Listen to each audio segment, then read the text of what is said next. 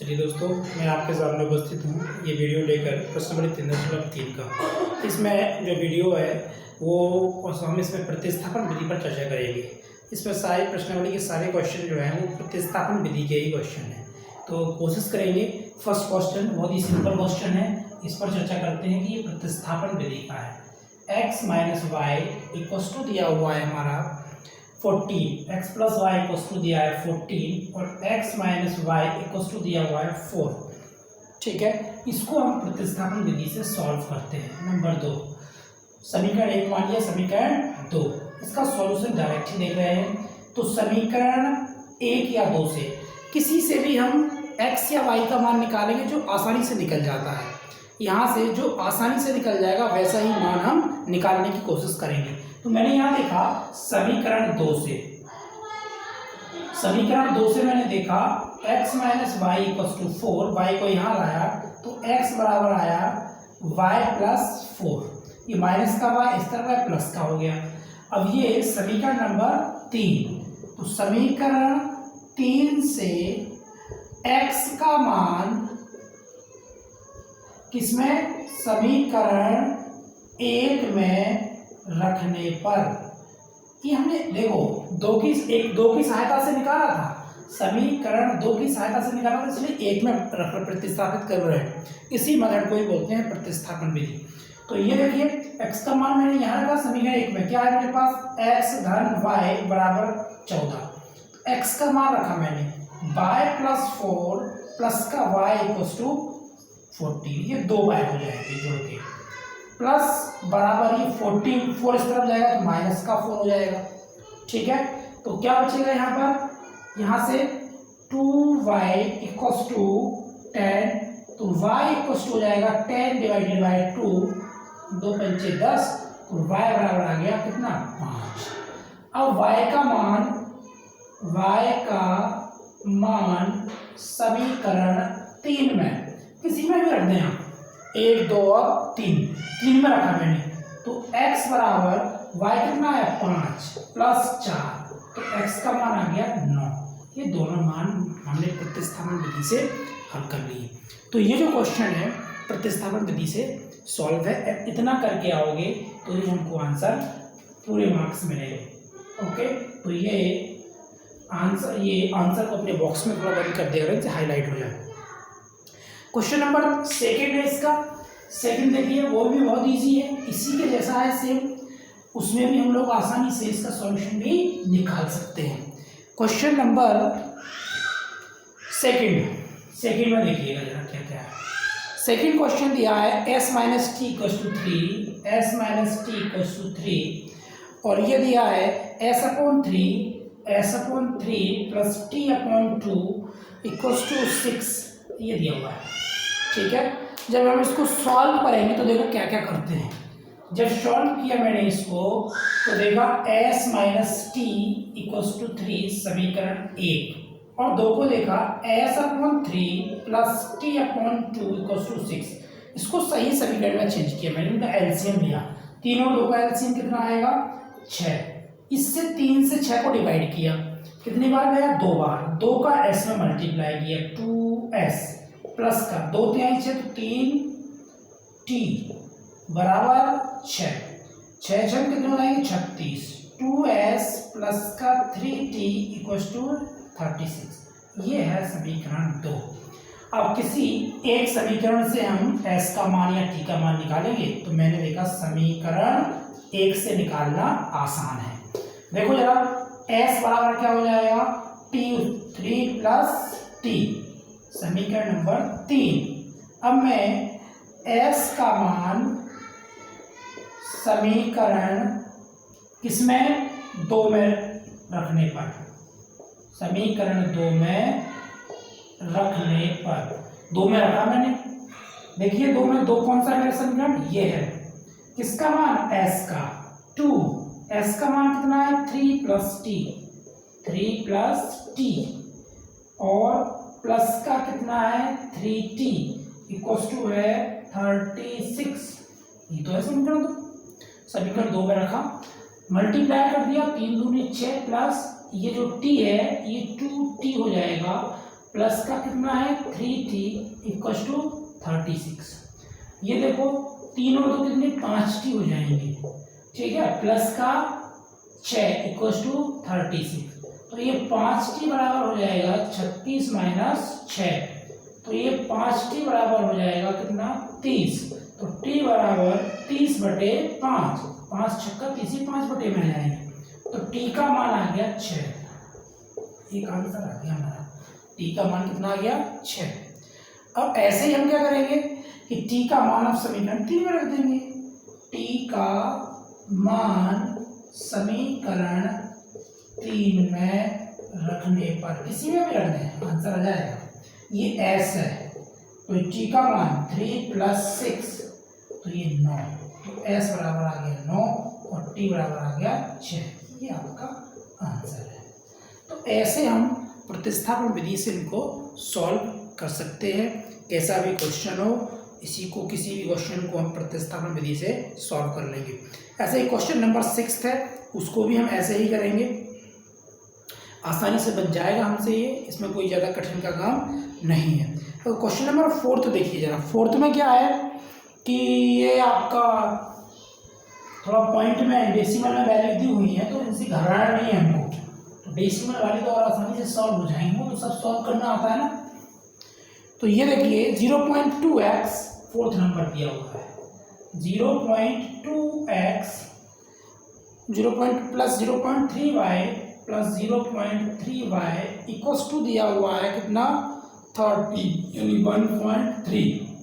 अगला दिया हुआ है 0.4 + 0.5 + 0.55 इक्वल्स टू दिया हुआ है 2.3, ठीक है। ये सारे एक क्वेश्चन है हमारा। तो ये क्वेश्चन हमारा कौन सा है, क्वेश्चन नंबर 4, फर्स्ट का 4th। इसको हम प्रतिस्थापन विधि से सॉल्व करने की कोशिश करेंगे। सॉल्व किया, अब हमने क्या किया कि किसी भी एक इक्वेशन से इसको मैंने मान लिया फर्स्ट और इसको मान लिया सेकंड, ठीक है। तो किसी एक समीकरण से हम x का मान निकाले, तो हम पहले से निकाल देते हैं। 0.2x + 0.3y equals to 1.3। तो देखा मैंने यहाँ x को फ्री कर रहा हूँ, 0.2x। अच्छा ऐसा भी कर सकते हैं हम कि मेरे पास 0.4 पूरा मिल रहा है, तो 0.4 बना लूँ मैं इसको, ठीक है। फिर 0.4 की सीधी वैल्यू रख दूंगा। मैं ऐसा भी कर सकता हूँ कि x का मान निकाल लो, x बराबर 1.3 माइनस का 0.3y, इस तरफ देखिए माइनस का होगा, 2.2 से डिवाइड कर दिया, तो x बराबर है 1.3 divided by 0.2 minus 0.3 divided by 0.2y। तो x का मान आया मेरे पास 3/2 बचेगा, ये सॉरी 13/2, दशमलव से दशमलव बढ़ जाएगा, माइनस 3/2y। ये समीकरण कौन सा हुआ 3। अब समीकरण 3 से x का मान कहाँ रखते हैं, समीकरण 2 में रखने पर। आपको लग रहा होगा कि कभी मैं 2 में रखता हूँ, कभी 1 में रखता हूँ। हमने जिससे मान निकाला उसके अलावा दूसरे समीकरण में रखते हैं। हमने 1 से मान निकाला था यहाँ समीकरण 1 से, तो हमने किस में रखा 2 में, तो 2 में रखा मैंने। तो ये 0.4 x का मान रख रहा हूँ क्या है 13/2 माइनस 3/2y, ठीक है, प्लस का 0.5y इक्वल्स टू 2.3। ये है बस इतना, इतनी वैल्यू मैंने पुट की। अब इसका मैं मल्टीप्लाई कर दूं दोनों में गुणा किया मैंने, तो 0.4 और ये 13/2 माइनस 0.4 और ये 3/2y plus 0.5y equals to 2.3। Okay, इतना कर लिया गुना। देखो जरा 2 से कट जाएगा, 2 दूनी 4, ये भी 2 दूनी 4, ऐसे काट दिया। तो कितना बचा 0.2 और 13 का गुणा होगा, 13 दूनी 26, 26 आया तो 2.6x हो जाएगा ये, 2.6 माइनस ऐसे ये हो जाएगा 3 का 2 में गुणा होगा, ठीक है। 3 का जैसे 2 में गुणा होगा तो 3 का गुणा होगा, तो 3 का 2 में गुणा होगा, 3 दूनी 6, 0.2 का हो रहा है, 3 दूनी 6, तो 0.6 y बराबर कितना होगा, प्लस कितना है ये 0.5 y बराबर 2.3। ठीक है, तो यहां देखा मैंने 2.6 तो उस तरफ जाएगा तो माइनस का हो जाएगा, ये माइनस के 0.6 और ये 5, तो क्या हो जाएगा माइनस का 0.1 y बचेगा बराबर 2.3 माइनस का 2.6 माइनस का 0.1 y बराबर, ये देखो जरा घटेंगे तो माइनस का कितना बचेगा 0.1 ही बचेगा घटने पर, या फिर कितना बचना चाहिए 3, तो ये 2.3 में से 2.6 घट रहा है, 13 में से 6 जाएंगे तो 7, 13 में से 6 जाएंगे, ऐसे घटा लीजिए, 2.3 में से ये 2.6, 6 में से 3 जाएंगे 3,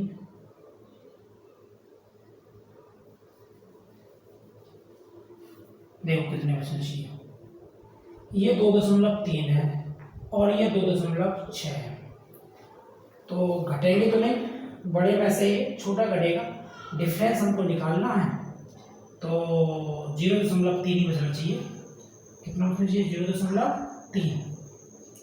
अच्छा 0.3 जब बचेगा तो मैं यदि इसको इसमें ऐड कर दूंगा 2.6 में, तो ये कितना हो जाएगा 6 और 3 9, 0.3 नहीं बचेगा, देखिए यार डिफरेंस क्या आ रहा है इनका,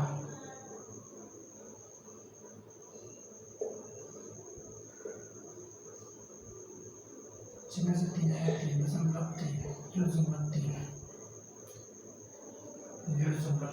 ठीक है 0.3। ओके, अब ये माइनस से माइनस कैंसिल और पॉइंट से पॉइंट कैंसिल, तो y बराबर आ गया 3, y बराबर कितना आ गया 3। अब ये y का मान समीकरण किसमें रखने हैं हम 3 में रखने पर, 3 में रखा मैंने यहाँ, तो ये x बराबर निकलेगा 13/2 माइनस 3/2, y का मान कितना है 3, तो ये x बराबर आया 13/2 माइनस 9/2, ठीक है भाई। तो ये x बराबर एलसीएम 2 आया, 9 में से 13 में से 9 जाएंगे तो 9 3 12, 4 बचेंगे, 2 दूनी 4, तो x का मान आया 2 और y का मान क्या पहले निकाल चुके 3, ये दोनों आंसर है हमारे, ठीक है। तो ये x आ गया और y आ गया, ये प्रतिस्थापन विधि है, इससे हम सारे क्वेश्चनों को सॉल्व कर सकते हैं। इनमें से जो क्वेश्चन आपको नहीं आए उस क्वेश्चन पे आप चर्चा कर सकते हैं और मुझसे पूछ सकते हैं, ठीक है। ऐसे ही मैं क्वेश्चन नंबर 2 पर चर्चा करूंगा। इस क्वेश्चन नंबर 2 में बहुत ही आसान चीज़ दी हुई है, 2x + 3y = 11 और 2x - 4y = -24 को हल कर m का y मान ज्ञात कीजिए, जिसके लिए y = mx + 3 हो, जिसके लिए y = mx + 3 हो। तो इनको क्या करना है, हमको x और y के मान निकाल लेना है। सबसे पहले क्या करने का है, प्रतिस्थापन विधि से x और y के मान, और x और y के मान निकाल के समीकरण, रेखा का समीकरण दिया है y = mx + 3, उससे हम m का मान निकाल लेंगे। सेकेंड नंबर का क्वेश्चन है, बहुत ही आसान है, सॉल्यूशन कर रहा है इसका। दिए गए समीकरण क्या क्या दिया हुआ है, पहला दिया 2x - 3y = 11, 2x - 3y = 11, और दिया हुआ है 2x - 4y - 24, 2x - 4y = -24, और रेखा का समीकरण दिया है, एक और दिया है y = mx + 3, mx + 3, तो इसके लिए निकालना है m का मान। तो ये समीकरण 1 और ये समीकरण 2, इसको हल किया हमने। कैसे हल किया, देखिए प्रतिस्थापन विधि लगाया, तो ये प्रतिस्थापन विधि लगाया तो देखो इसमें क्या किया, समीकरण 1 से निकालना है, 1 से, 2x तो 2x सेम है, 2x दोनों में सेम है, तो ये मैंने देखा 2x बराबर हो जाएगा यहाँ से 11 माइनस 3y, समीकरण 1 से। तो ये 2x का मान आ गया, इसको समीकरण मैंने क्या बोल दिया 3, ठीक है। तो समीकरण 3 से 2x का मान समीकरण किस में रखने पर, 2 में रखने पर, 2 में रखा मैंने, 2x का मान कितना है 11 माइनस 3y और माइनस का कितना है 4y बराबर माइनस का कितना दिया 24। देखिए यार पूरे 2x की 2x की वैल्यू रख दी मैंने। अब यहाँ देखा मैंने कि 11 माइनस का 4 और 3 7y बराबर माइनस का 24, 11 उस तरफ गया, माइनस का 7y बराबर माइनस का 24 माइनस का 11, माइनस का 7y बराबर 4 और 1 कितना 5, 2 1 3 माइनस का 35। तो y बराबर हो जाएगा माइनस का 35 माइनस का 7, कैंसिल 7 ना 35। तो ये y का मान आया मेरे पास, y का मान आया कितना 5। तो ये समीकरण हम किस में रखते हैं, y का मान समीकरण किस में रखने पर, देखो जरा y का मान समीकरण 3 में रखा मैंने। देखिए समीकरण 3 कहाँ है मेरे पास, ये तो ये है 2x बराबर 11 माइनस 3, y का मान कितना है 5, तो 2x बराबर 11 माइनस 15, 15 में से 11 घट जाएंगे, 11 और 4 कितने होते हैं 4 बचेंगे, तो 2x बराबर माइनस का 4, ओके माइनस का 4 यहाँ रखेंगे हम, फिर x बराबर माइनस का 4/2, 2 दूनी 4, तो x बराबर माइनस का 2। तो ये हैं x का मान और y का मान, ये दोनों मान हमारे निकल गए हैं। और x और y के मान इस समीकरण में रखने पर x तथा y के मान समीकरण y बराबर mx प्लस 3 में रखने पर रख दो इसको, तो m का मान निकल के आएगा।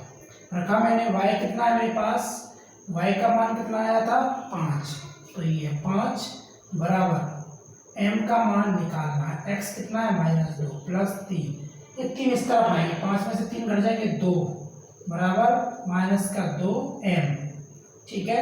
ये नीचे आएगा तो m बराबर देगा माइनस का 1, ये है, ठीक है। तो प्रतिस्थापन विधि से हम इनको सभी क्वेश्चनों को कर सकते हैं। नेक्स्ट क्वेश्चनों को लेकर मैं अगले वीडियो में आपसे मिलूंगा, तब तक के लिए नमस्कार।